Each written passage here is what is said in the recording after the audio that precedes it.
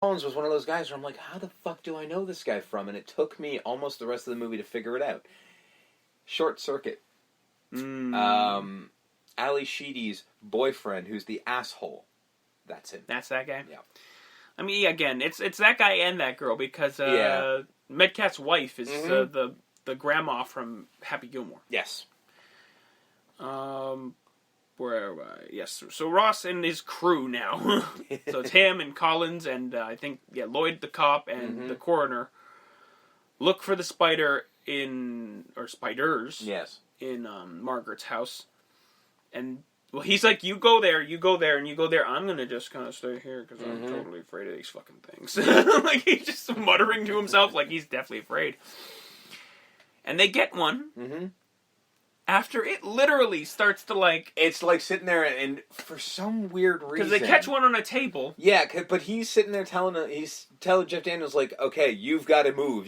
No, he doesn't. Like, you got to distract him. Yeah. And it's like, you don't really have to.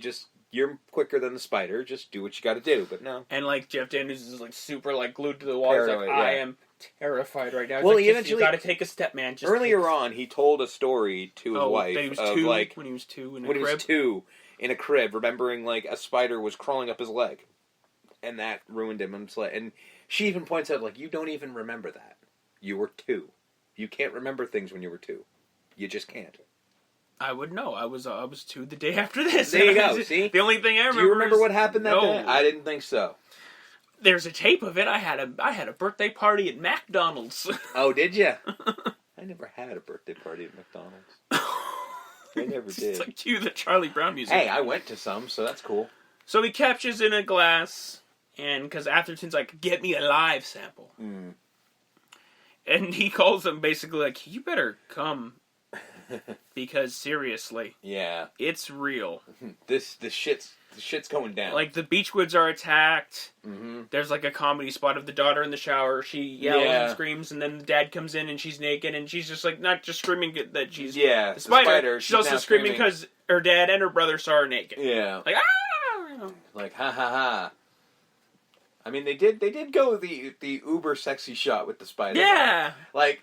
It slowly moves down her front, and you're seeing like line of boobs and all this. I'm like, that's a little too. I thought this was a hey, I got kids here. There were kids present, although it's late '80s, early '90s. This was perfectly fine. Yeah. So they called Elbert, and he comes in and he sprays some spiders, and just like I'm the fucking spider guy. Like I know this shit. Because he literally looks at the doctor just like, oh, we're colleagues. I'm an exterminator. I'm like, no, that's not true. After he squishes one, yes, they meet up with Atherton. He comes to town, and he's like, all right, yeah, fellow colleague, huh? Yeah. And Atherton kind of like half shakes his head, like, yeah, it's like, quiet. Oh, I'm sure it is.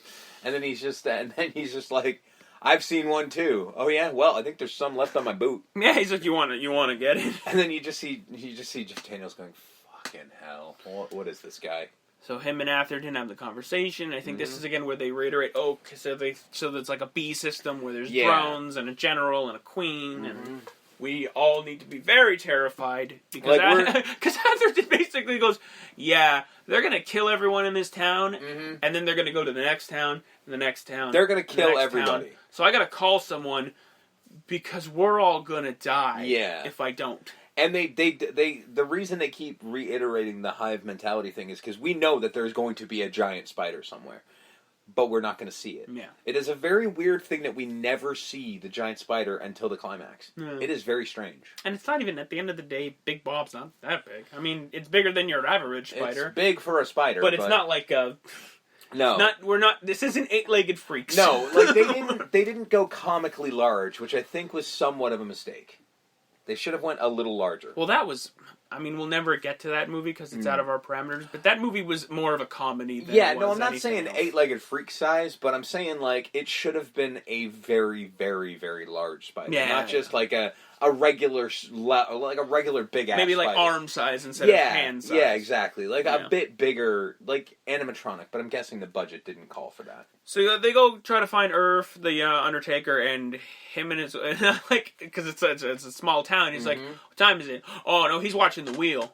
What do you mean? Oh, Wheel of Fortune's on. So him him and Blair watching we need to get to their house. I gotta tell you, that was a joke that was used so often, because at one point in time, in the late 80s, early 90s, Wheel of Fortune was like the biggest fucking game television. show. This was like... Yeah. Because he's rushing to get popcorn, because, like, the first clue's about to happen. Yeah, like, this was a big deal. Like, this was, and they sit down, and they're just, like, got their popcorn, and they're like, ooh, Well, this was as big as, like, if you remember the immediate impact of Who Wants to Be a Millionaire. Yeah. This is what Wheel of Fortune was. Even though it had been on the air for, like, 20 years by that point, it was still, like, huge. So, the spider's in the popcorn. She grabs a handful. You know they're going to be dead. And then when they show up, they're super dead. Yeah. And one spider even crawls out of Irv's face. And you're like, oh, Jesus. Oh, if you're scared of spiders. Horror stuff, yes. It's probably, like, close to, like, the most horrifying thing in the movie. Pretty much, Because it's, like, yeah. I don't even think is it the actors, or is it, because I think it's, like, no, it would be the actors. It would be the actors. Okay. There's no reason to build an entire model for that. Well, for him, shot. Because the spider crawling out of the nose, no. You can do that. I mean, if you see the shot, it looks... Like, the face doesn't look like a person. There's a lot, yeah, but the way that they do, there is ways to film that where the spider doesn't actually have to crawl out of the nose.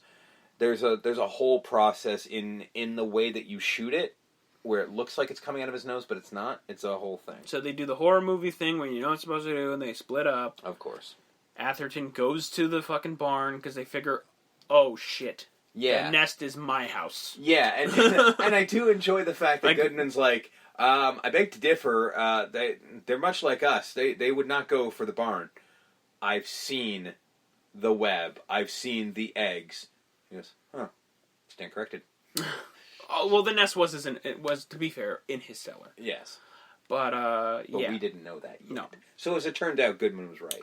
So Atherton goes to the barn, and for some fucking reason, with the knowledge that he has... Yeah. Fucking basically rings the supper bell for this thing. He, like, flicks on the web. He's like, oh, dinner time, come on out. I think the idea was probably, if we draw it out, we can kill it. He's, like, gonna catch it. I guess. And then it leaped on him, bites him, he's dead. Because, well, there goes our Spider-Man. Yeah. Alright.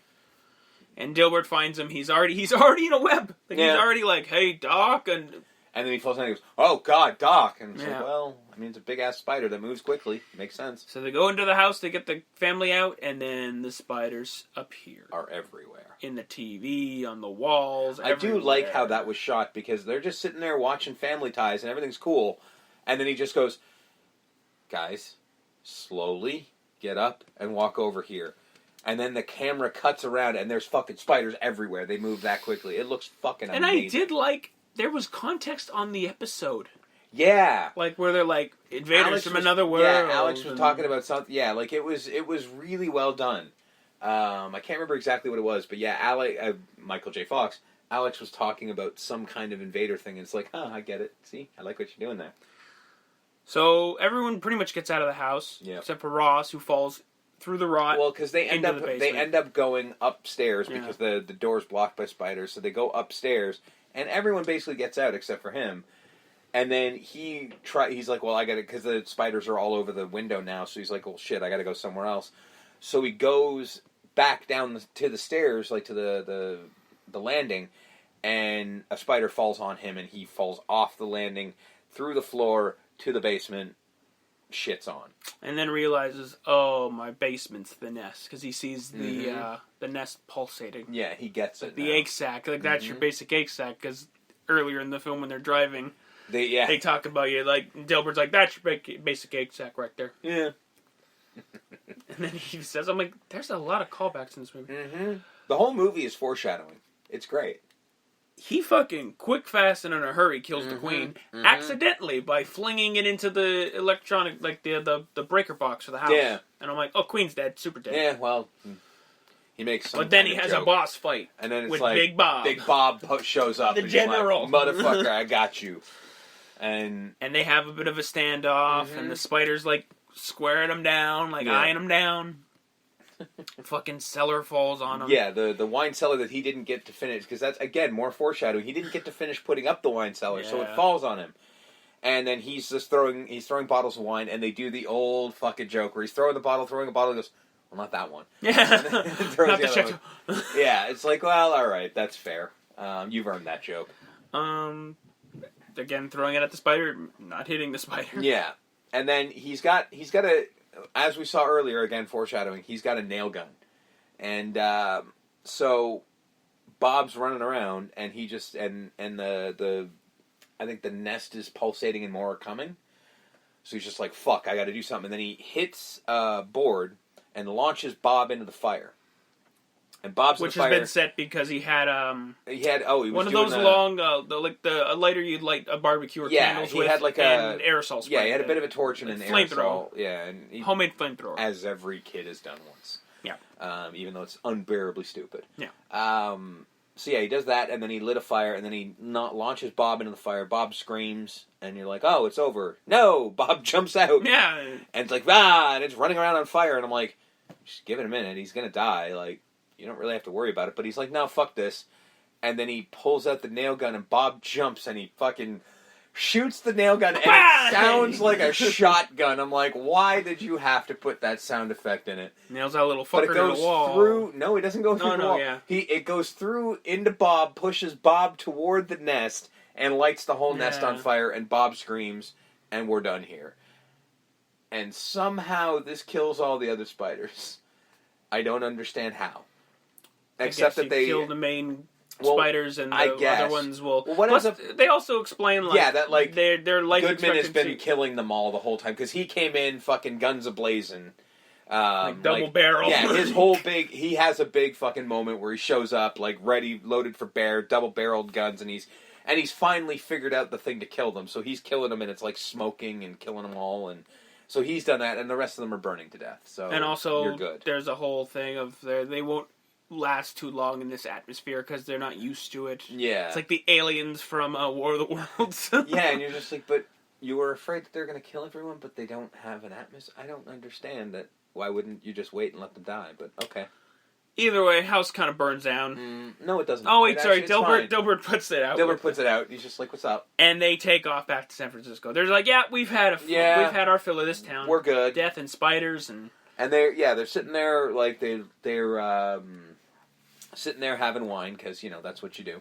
Also, he's the wine guy, and so they've just moved into their apartment. There's still boxes everywhere, and they're just like, well, had enough of natural shit. At least I know what's going to come after me. And then, earthquake. Yeah. And he's just like, it's just a little tremor. We're good. It's normal. Perfectly normal. Maybe just a cable car. Yeah. It could be nothing. And they're just both like, fuck this, no. And then like, let's go check on the kids. And then another earthquake happens. You're like, that's why you don't go to California, dickhead.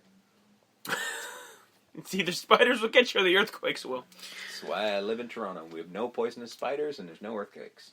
I like this. Another straightforward movie, really fucking good. Gets to the point. It doesn't get to to the point. I would recommend from the prologue. Yeah, after your first viewing of this movie, because I do think you need to see it, you can skip the first 17, 18 minutes. I really think once you've seen it once, you never need to see that part again. I think you're good. Skip to the spider making it to California. Yeah. Gonna give this 8 Dr. Deaths out of 10. Good solid creature feature. Mm-hmm. Jeff Daniels is really good in it. Mm-hmm. Wish more John Goodman. Again, I haven't seen this movie in forever, and I could have swore he was in this movie a lot more. Well, because all the marketing was around him, and that's why. Because I remembered the same thing, and I remembered seeing it being like, I thought he was the star of the movie, but it's from all the marketing. I'd also give it 8 Bad Woods. Out of 10, just because, it's a really fun movie, not scary in the least. No. Unless you're terrified of spiders, I can see it, but I like spiders. Spiders get to live in my house because, here's the thing, folks, they kill the bugs you don't want, so spiders are cool, unless my cat gets a hold of them, and then that's just natural selection. But yeah, so I think it's fun, enjoy it. There's really not much to say. I mean, it's as straightforward a movie you can get. Like, it's kind of funny that Jeff Daniels in an interview was like, well, it was so by the numbers. I'm like, this is still kind of by the numbers, just a comedy. Like the original script? Yeah, he's like, well, it was just a by the numbers horror movie. I'm like, it's still kind of just a by the numbers comedy horror movie. It's fun, but it's not changing the world. When the original script is by the numbers, it's very hard to break it out of that. Yeah, unless they didn't do a page one rewrite clearly. And sometimes a by the numbers is what you need. Like, this is one of those movies that we're going to cover, and we're going to cover a bunch of these movies in this history of this show where it's just like,